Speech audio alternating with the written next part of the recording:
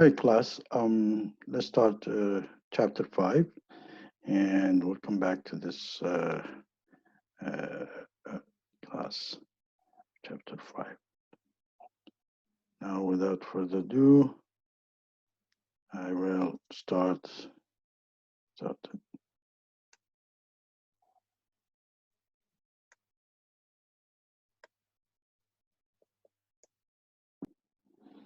Now, it's section 2 from idea to opportunity.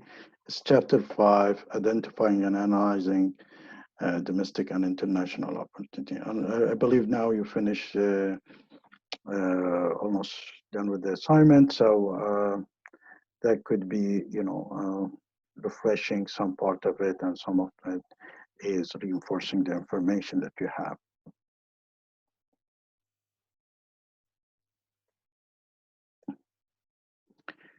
So in this chapter, we'll be talking about,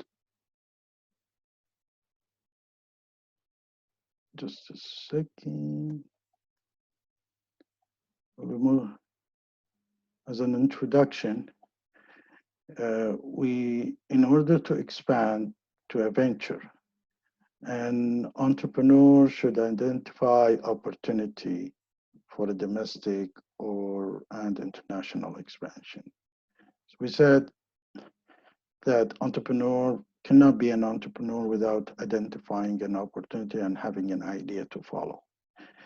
The distinguish between foreigner and domestic market is becoming less, pronounced. And the pressure to internationalize is being felt by virtually every organization, including entrepreneurship one. So all the companies wants to be internationalized, they want to export, and they want to deal worldwide.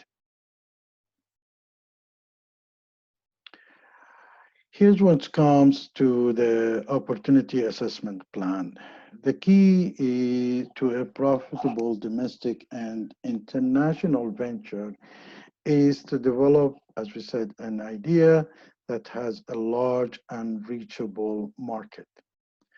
Now, an opportunity assessment plan is, keep in mind, as we said, is different than a business plan and is different than marketing plan. It is shorter than a business plan and is mostly focused on the opportunity, not the venture. So there is an opportunity on so and so to import or export or such services. The plan has no pro forma financial statement, so there is no financial statement that you need to do. And it is the base of a decision to act on an opportunity or wait. So with this one, you would know whether you should go for this opportunity or wait. So an opportunity assessment plan usually has 4 sections, two of them major section and two is minor section, which is we're gonna explain here in this chapter. The opportunity assessment plan major sections are the first major section, a description of a product or a service. The market need for that product or the service, a specific aspect of the product or service, what kind of makes it special, what kind of aspect in it makes it special. The product currently filling the need, features, and the prices. So you're going to bring a new product or you're going to export a new product or services. What currently is the market has. So that makes you're going to bring then. So currently, what's what kind of filling the need, what kind of a need, and what the features and what's the prices. You do competitive companies in the industry, so you can check how competitive are the industry itself. And if there is a unique selling propositions of the product, if there is a special pinch pitch that you're going to do for selling this product. As we said, most important thing is selling this product or services. So if you don't have a unique, you have to develop a unique selling proposition. The second major section, which is include the following: the market need filled, whether they being filled with less competitive product, less sophisticated services, or a similar that you need to compete with them. You need to look at the social condition underlying the market need. What kind of a social conditions? Are the people are willing to accept it? Are they willing to be educated? Is it need so much education that the people are willing to educate it, or people will have a social need for it? Any available data to describe this market need? If you can dig in, and we will talk about places that we can dig in to find out these data. Very important, the size, the trend, whether it's going to be there, what kind of a trend, and we talked about the trends in the last chapter, the characteristics of the market. So the size of the market is important, the characteristics, the trend in the market, because for example, in North America is very sensitive toward everything going greenish. That's not applicable in some countries in Africa, for example. And the growth of the market, whether there is a growth in the market, or there is really in a stable growth or declining. For example, typewriters are declining, fax machines are declining. So there is could be, if there is a growth or a stable or declining, is very important. Now, the other two sections, which is a third section, answers the following questions, which is the minor one. Why does this opportunity excite you or makes it important? How does this product or idea fit into your background and experience? As we said, your background of education and experience will help you so much in having a successful idea and successful ventures. So how does this fit you? What business skills do you have? What business skills are needed? So you need to evaluate the gaps. And do you know some who has these skills? Now you want to make sure when you need these skills that you don't have, or not having enough, is it available? Because if you don't have enough skills, doesn't matter what kind of product it is, it's not going to be flying. And the final section is the timeline, focusing on the following. You know, it's a windows of opportunity, so there is a timeline for it. First, you need to identify each step, identifying each step when you're going to do your idea, when you're going to do a qualification, when you're going to do a marketing plan, when you're going to do a business plan, when you're going to, if you need them, ventures, when you're applying. So you need to identifying each step, determine the sequence of the activities, because you cannot walk to a bank and says, I have a business plan. I don't have a business plan, but I need money, and I think it's going to be do X and Y and Z. They will ask you a written business plan, or even the investor. So you need to determine the sequence of the activities, identifying what is accomplished in each step. So the sequence of activities and what's supposed to be accomplished, and when you can start the next step. Is it dependent on the previous one, or can be done separately? Then determining the time and money needed at each step, if there is a money needed, and determining the total time and money needed. So each step is different than the total, and identify the source needed money.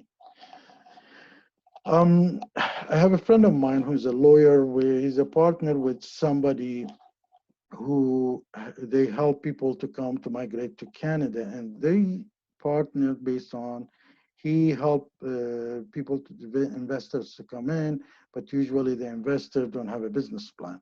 And he calls on his partner, which is also charged, I think, around $2,000 for every business plan or something like that. And he meets these investors and try to prepare a business plan in order to be submitted to the immigration to accept this person to come into this country.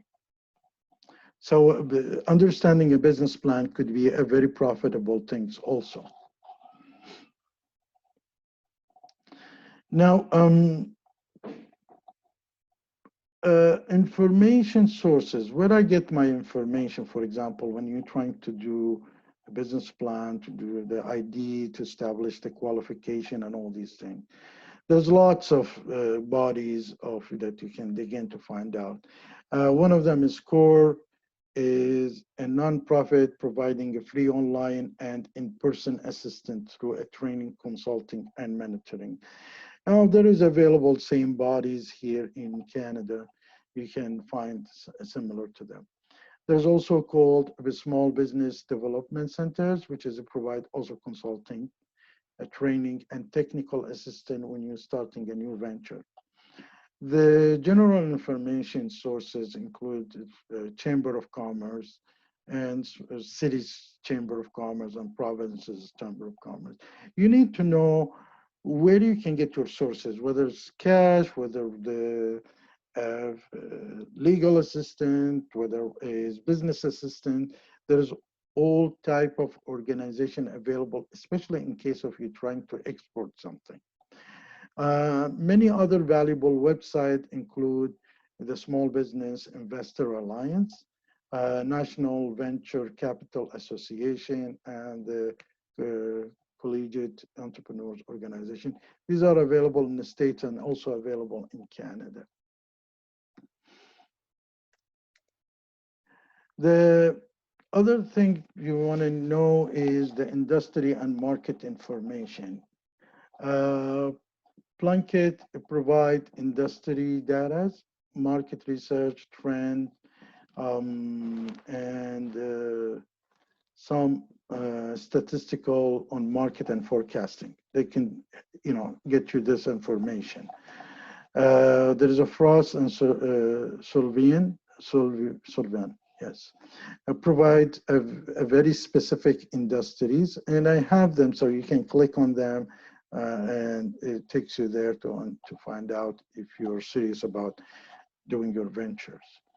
And there is a Euro Monitors, which is provide information on companies and brands, as well as the consumer size, market size, and the marketing parameters. It's important that when you do your business plans, you clear the idea of the market consumer size. We'll talk about it later on, and the market parameters, which is we already spoke about it in the last chapter. And my favorite one is Gartner, which that's what I use usually, and it's provide information on technology market. They're not into the international every commodities. They are into technology because I was involved in lots in technology. Gartner also used to give us a call, and I was in charge of dealing with Gartner, giving them information on Middle East technology trend and market. They will call everybody's, they will have people calling, and then they collect information and they get it ready. Sometimes they charge for it. The introduction of these information, they don't charge for it. So also Gartner, if you're involved in the market technology, the technology market is a good one. And there is a GAL directory library, which is provides industry statistic and a directory of nonprofit organization and association. Then you need to look at competitive companies and product information. The places that you can look at it is the Business Source Complete, has company and industry information there, data monitor reports, which is, it does based on their industries. There is something called Hoover's, And they're usually established by nonprofit or NGOs or by the government. And it provides information on a large and small companies with the link of competitors in North America. When you click there, you will see they will give you a certain section. You have to know the section that you are looking for it. And once it will give you the competitive information. And we will talk about NAICS later on and how you categorize these stuff. And it's also applicable in Canada, by the way. The merchant has detailed company owner product information on US and international companies. And usually whatever is most of the goods that are available in Canada, available in US. So it's a good idea to look at the both market if you're thinking of importing or importing, because you start in Canada and then you move on to USA, and both is a very lucrative and large market. Now, there is a government source and other information source. Like the government source is Census Canada, because they do lots of census, people where they move from where, their age, their sectors, and all these. And there is a export import, I think IBD, International Business Development, and Canada is very good for this. It's a charge of export and import. And as we said, there is NICS and SIC, which is codes. You need to put the SIC code, which is they will find you the sector, and they will give you the names of the companies, the competitive, who's competing with you on this thing. It's good for to get together all these information when you're doing a business plan, because you need to look very assured about your market that you are targeting. Now, use search engine and pair of the key terms to find a general online information. YouTube can help. There is Wikipedia also can help. All these can help you to gather more information. Some trade associations do market surveys and are involved in the international standards. You can also see these issues. There is a trade publication provide interesting information. Maybe if you get more deeper and deeper, they will give you the trend, the companies, the market condition, and the trade shows that are available. Trade shows can help so much. Try to attend some trade shows, because there's always a good trade shows in Ontario and in Toronto that you always can attend the trade shows. It's a good place to start your venture, because most of these company comes in here, they're trying to allocate a partner or allocate somebody who can help them to get into this market. The international trade shows also outside also can help so much. So the nature and the importance of the international business. Why the international business? And there is the important course called IBM, or International Business. I teach it also, and it's about the international entrepreneurship is in the process of conducting business across international boundaries. The world is your market. So the more you feel pressure in this market, you have one of the options: fight it off and take the risk, or expand somewhere and let everybody chase you. And that's the best strategy that I have. I just keep expanding and just one step ahead of the competition. It may consist of exporting this international business. It may consist of exporting, licensing, or opening a sales office in another countries. I know a few very rich businessmen now, they started with a licensing, and they're licensing. Like imagine I used to work with two ladies who their father passed away, but he signed with Oracle as their authority, body of authority and licensing for whole Kuwait. And Oracle is the highest sell of software, ERP softwares, and worldwide. Microsoft comes third there. So imagine this person out of nowhere, he's getting 10% to 15% of the sales just as a partner representative. Um, so the U.S. is usually is a relative to newcomers to the international business because they're a new country.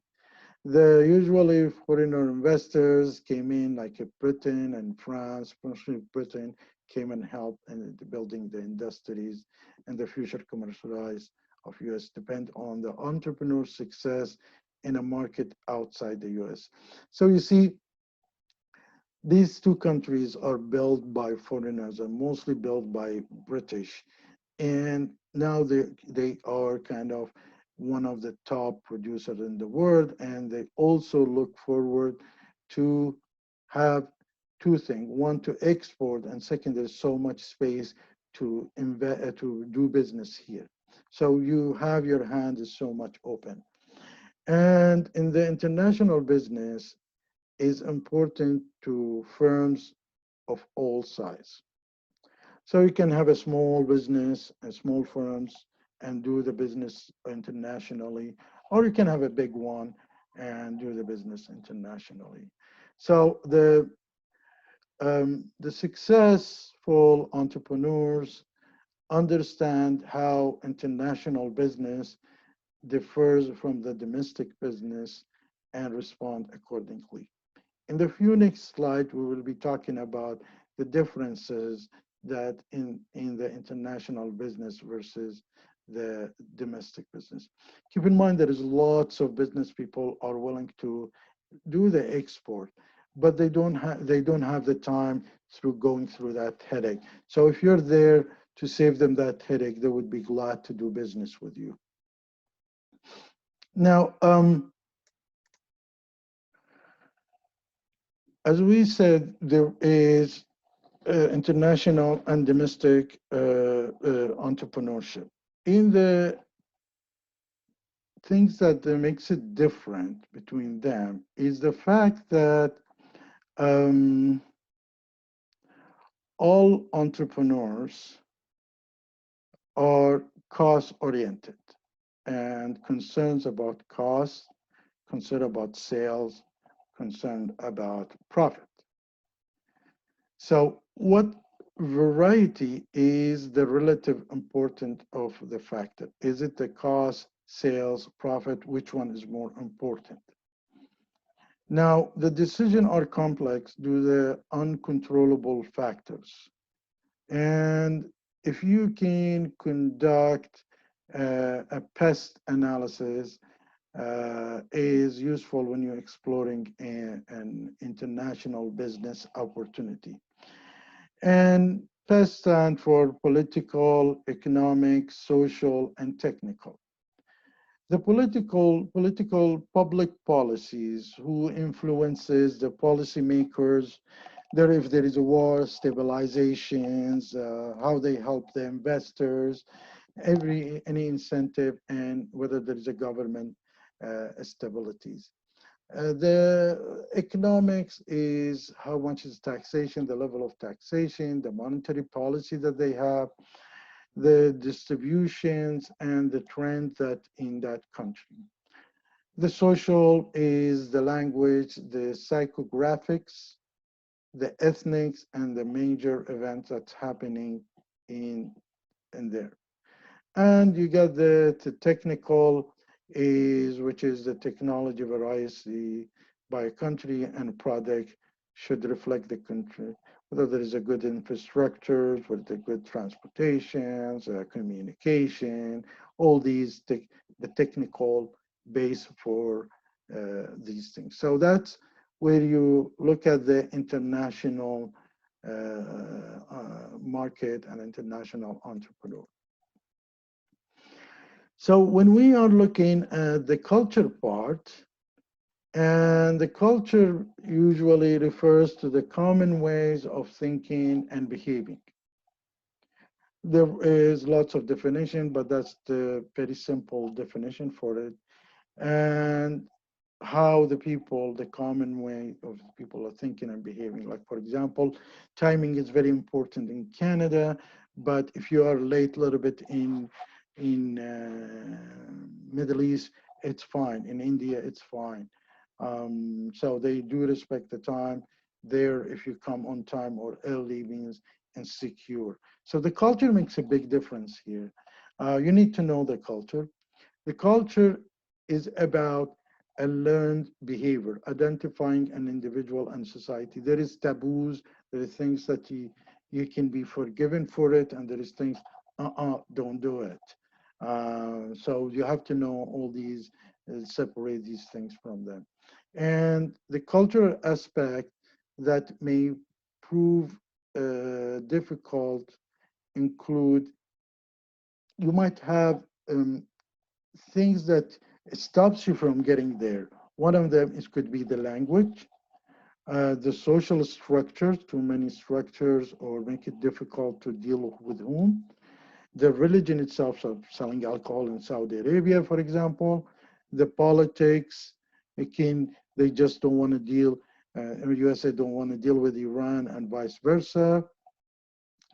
The education level, so you cannot bring a very advanced product in a country that basically just started.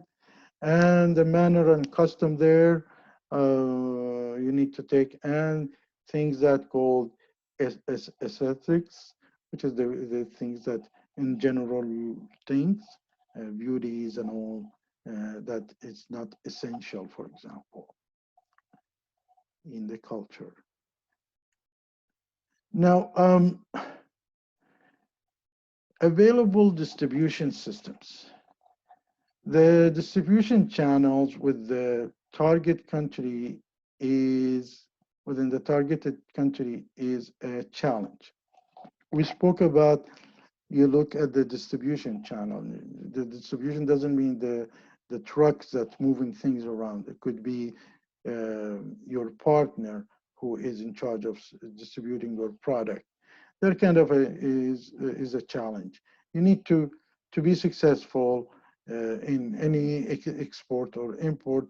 You need to allocate the right distribution channels. To select the best distribution channels, you have to consider the following: the overall sales potential, whether how much potential of the sales you want to sell there. If it's really high, you need to look at, um, evaluate the distribution channels and pick the right one. A lousy distribution channel can make you fail very, very miserably. And the amount and type of competition there. So if it can help you to understand which kind of a distribution channel you're looking for. The cost of the product, the geography size, and the density of the country. Where is lots of population and where is the less population also can make a big difference. What's the investment policies of the country? You need to do the exchange rate and the monetary control, because if cannot have a way to get your money out, then you rather not to go in. And if there is a lot of this depreciation in the value of the dollars, their money, you rather not to be there also. The level of political risk, is there a war coming in? Is there a revolution? Is coup d'etats happening? How stable it is? And the overall marketing plan that you have. So these are the things that you're looking at when you do an international business.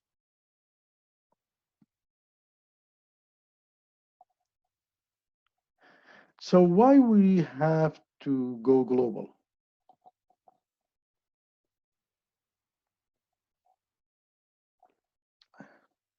Terrible tea. Profit are usually the most significant reason to go for global. There is no doubt about it. And because in Profitability is lowered due to the preparing to go global, understanding the estimating the cost involved and loss due to the mistake. So when you're going to a global, you need to underestimate, don't underestimate the cost involved in going global, and you might be losing bad, and that could be costing also. Sales to the market is another reason to go global. So the domestic market may be leveling off or even declining. So, you know, or you want to make more profit. So that's the reason you're going to to be going global. Entrepreneur may involve to international market to avoid industrial regulation or societal concerns about the product. Like, you know, lots of Nikes and, you know, international product, they go and do their, you know, they have a sweatshop in, for example, in Bangladesh or in Vietnam, and just to avoid the rules and regulation here.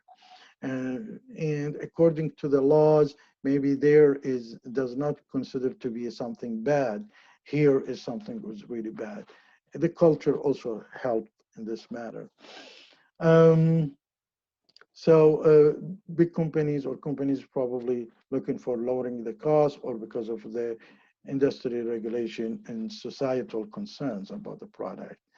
When the entrepreneur's technology obsolete in the domestic market, there may be a sales opportunity for foreigners. There was a car made in Australia, and in the 1960s, I believe, Iran bought that whole manufacturing because it's going obsolete.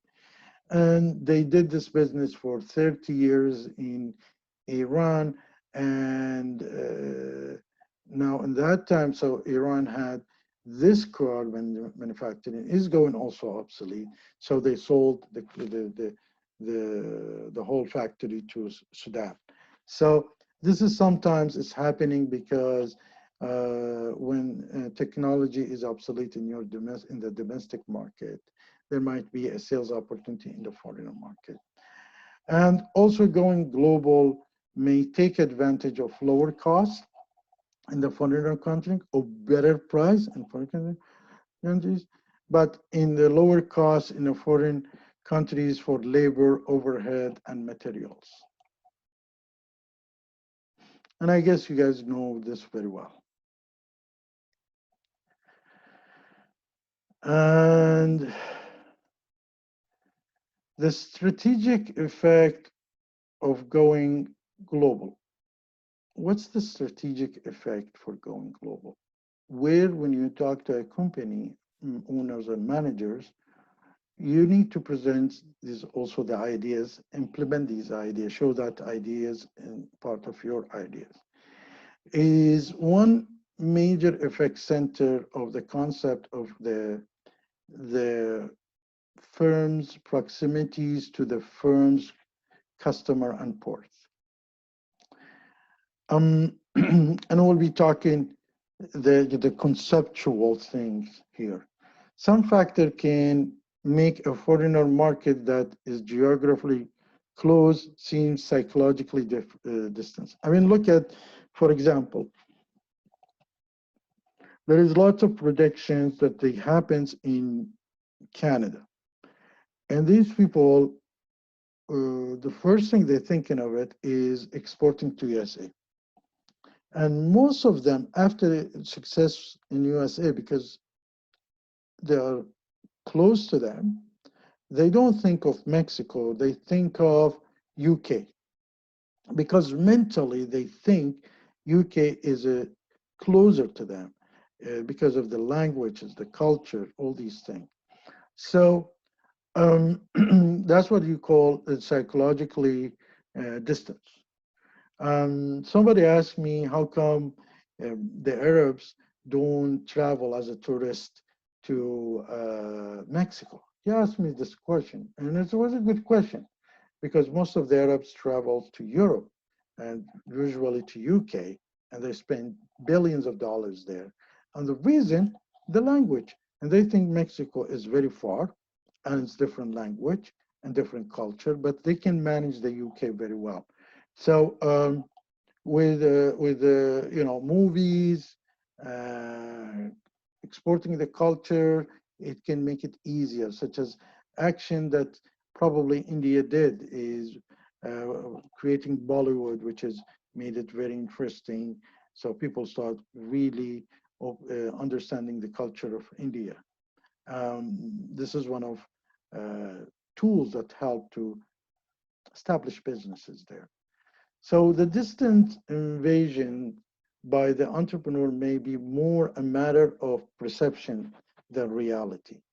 And your goal to bring that reality to the people who can help you in the entrepreneurship. Says it's a closer than you think. The closer psychologically proximity makes it easier to enter the market. And as we said, they don't think of Mexico, they think psychologically of UK in Canada to its second part of export. First thing they think of USA. And there is more similarity than difference between individual entrepreneurs, regardless of the country. You have to know all the entrepreneurs, there is so much in common between you as an entrepreneur from UK, from USA, from Canada, or from India. There's more similarities than really the difference between both of you. Now, when you do a foreign market selection, it's supposed to be based on the market selection on the past sale and competitive positioning, and assess a market, rank each foreign market in alternatives. So you need to really see, you cannot just pick any country and export or import or establish business. You need to see how competitive is there and whether you need a competitive market or less competitive market. When it's a competitive market, there is a sign that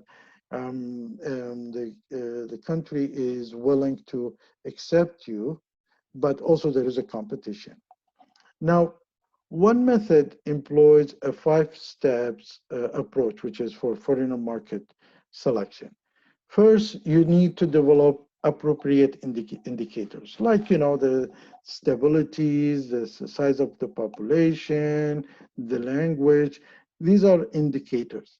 And then you need to collect, you say, I'm gonna export my product to people only speak English and to people who is in this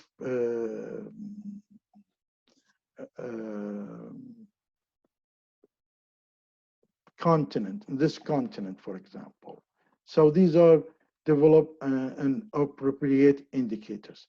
Then you collect the data and convert into a comparable indicator. So you have the indicators and you collect the data and see whether it's matching and how far is matching to these things. Then you establish an appropriate weight for each indicator. So the language, you can put it, give it 10, 8 out of 10. The religion, give it 5 out of 10. Uh, the dollar stabilities, give it 8 out of 10. This is kind of you weighted, and then you do analysis of the data. And then you select the market for the marketing ranking.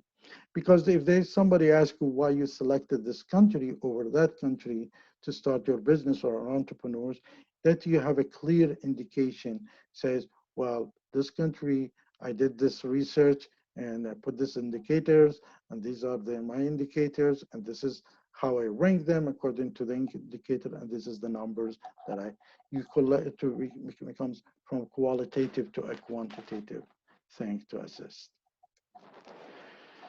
Now, entrepreneurial entry strategy.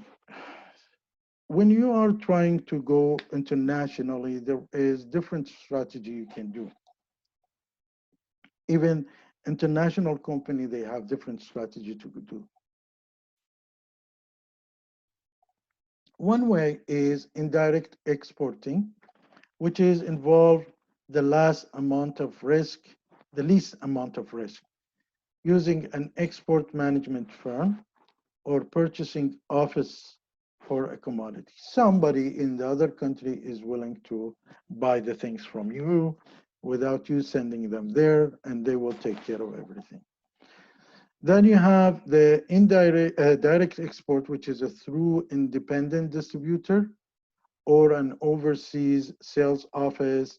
It requires a little financial commitment. So the company is overseas and you reach to them, but there is some commitment. So you get your money partially before you deliver the things, and once it's delivered, you get partially. So there is some financial commitment and there in it.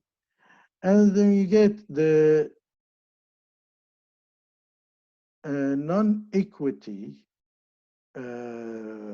arrangement, which is you do a licensing like what they do, for example, in Oracle, Microsoft.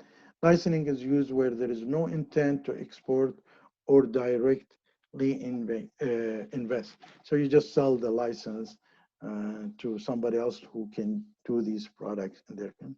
And then you have the turnkey project, as usually there are a lot happening in third world countries where your turnkey projects are facilitate built in a foreigner country and turn over the local owners for operation. Like now, the biggest one happening, and probably everybody was aware of it, is what Russia is doing in the nuclear plants in Iran, for example. That's the biggest thing. Canada have some understanding with US.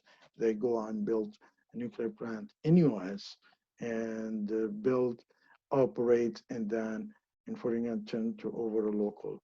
And then you have the management contracts allow the entrepreneur to contract their management techniques and skills to a foreigner purchasing company. So somebody wants to establish a factory.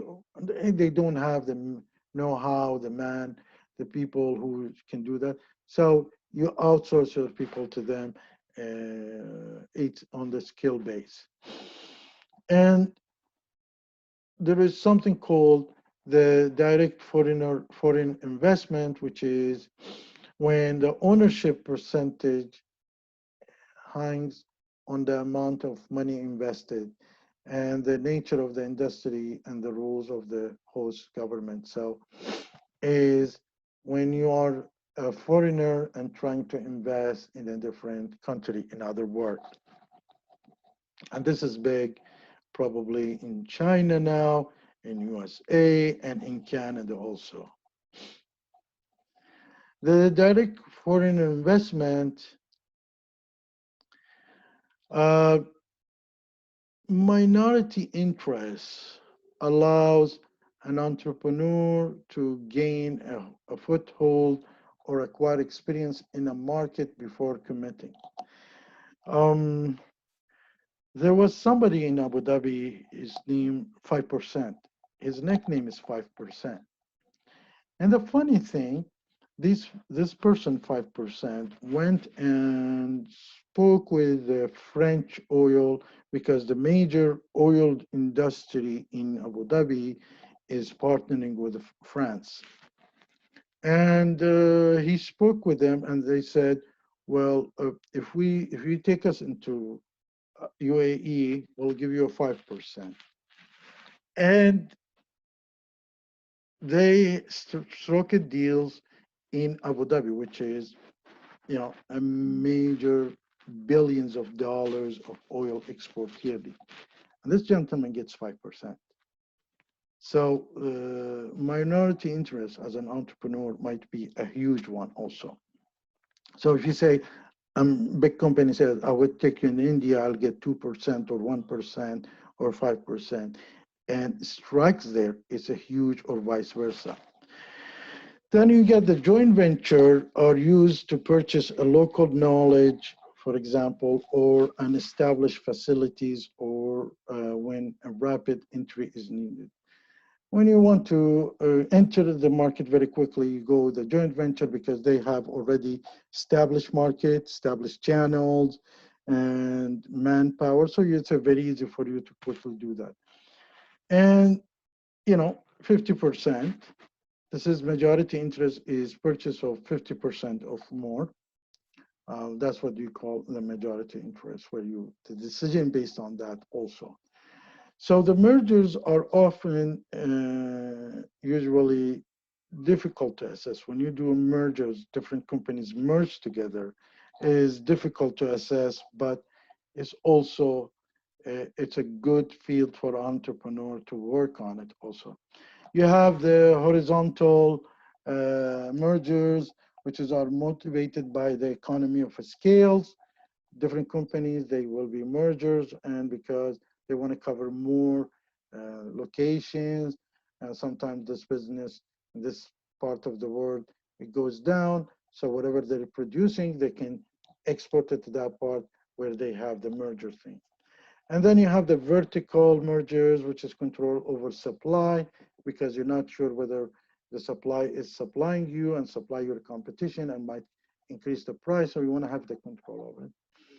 And in a product extension merger that acquires the firm has related activities, so they could be some kind of a common activity between both of you, like what's happened in for example, National TV and Panasonic TVs.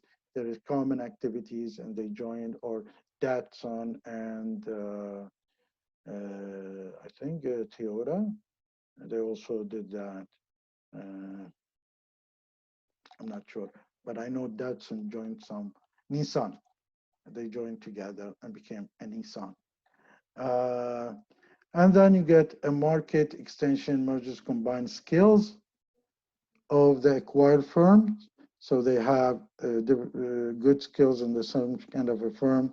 You can join each other. So it could be a local company would represent an IT service company in India. That's a merger. And a diversified activity mergers that acquired firm does not run a new company. So here is entrepreneurial partnering. And one of the best entry methods, as I always say that, is a partnering with an entrepreneur in the target company, target country. The foreigner partner who know the culture and can facilitate business transaction and keep the entrepreneur current on condition. So here's the people here in Canada or in India, say in Canada, they want to be exporting or they want to utilize an IT in India. So they might looking for a local people who can help them, and they're here. So that's one of the options that can be done. Now, let me say something. When you see me, I'm looking like this. I'm looking at the video, my picture, and unfortunately, the camera is here, so I have to look here. Anyway, the foreign partner know the culture and can facilitate the business transaction and keep the entrepreneur current on condition. A good partner can help the entrepreneur achieve their goals. That definitely sharing is very important in the business of entrepreneur. Because don't share for the sake of sharing. Sharing is when you do evaluation and find out that sharing is the only way to do it. It's important to do that. A good partner, because 1 + 1, as Ernest & Young put it, is equal with 3. Is not 1 + 1 equal with 2. So a good partner should share the entrepreneur's vision and will be unlikely to exploit the partnership for their own benefit. So if you find a partner that's just willing to do business with anybody and anyone, you need to stay away because you need somebody who really share the vision with you.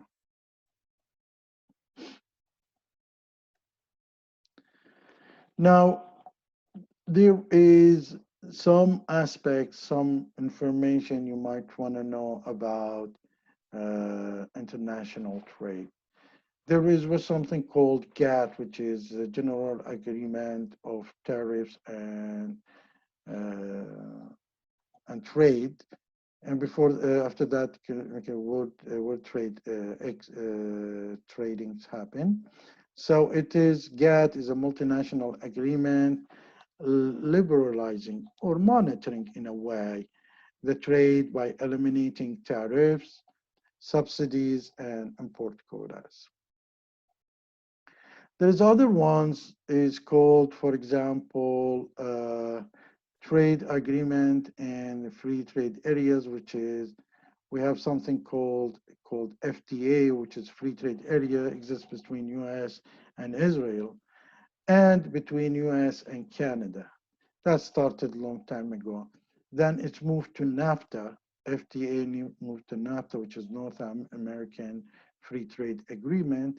That was around 25 years ago during Brian Mulroney's time.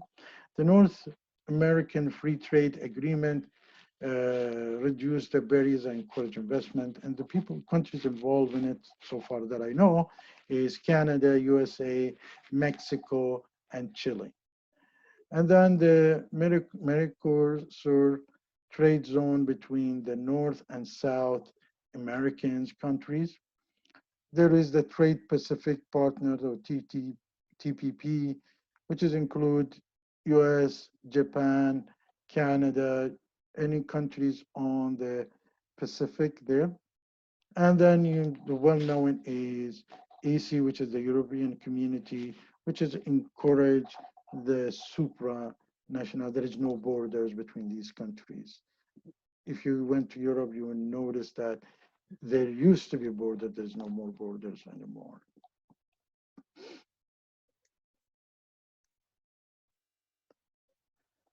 Now, entrepreneur strategy and trade barriers. Trade barriers pose a problem as they increase the cost of exporting.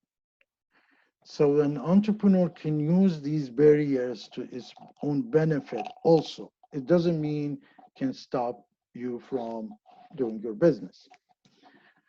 There are trade barriers such as the voluntary export restriction may limit the ability to sell the product in a country from production facility outside the country. For example, saffron, you're not allowed to take more than, I think, 1 kilo each time you're traveling from outside Iran. And if you know the saffron, probably each kilo worth of around 18,000 US dollars. Probably you're aware of it. You're not allowed to take more than 2 Persian carpet out of Iran. These are kind of restrictions. The entrepreneur may have to locate, assemble, or facilities in a country to conform the local content regulation. So they might ask you to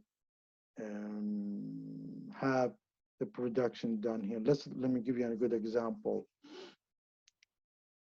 The Canadian rules, if you're producing cars, 55% of it should be produced in Canada. And that will eliminate kind of an export duties to Canada, import duties. So all the Japanese cars came in and established their factories. And also the Americans, came here and established the factories. And first of all, there was a trade barrier between US and Japan. So, but the Canadian have this agreement between these two countries. So all the Japanese cars produced in BC or here also is gets for the local consumption and for US. And all the Americans' vehicles and motorcycles for Japan is also produced in Canada and export to Japan and South Korea. So this is one of the things that people, entrepreneur, can work out very well on that. The implication for the global entrepreneur, the culture, as we said, the political, the economic, and the distribution systems of the country influence whether this is attractiveness as a potential market and investment opportunities. So as we said, you know, America is very attractive for Canadians market, and Canadian market is very attractive for America. The second one for Canada, it doesn't come Mexico. It comes the UK, Ireland, Scotland, and Europe. Uh, the cost of political risk are lower in the countries more advanced economically and politically. And this is why you see lots of investment happening in Canada and US because they are economically and politically stable. And in less economically and politically stable and less ones, an entrepreneur will request more profit. In a long run, benefits are the country's future growth and expansion. So if you go into a country and they have a great growth and expansion, then it would be nice. It would be, you know, the people who invested in Hong Kong in early days or in South Korea in early days, now way advanced and very happy. So is the people who is invested in China. So by here, we end up the chapter 5 and back to the class.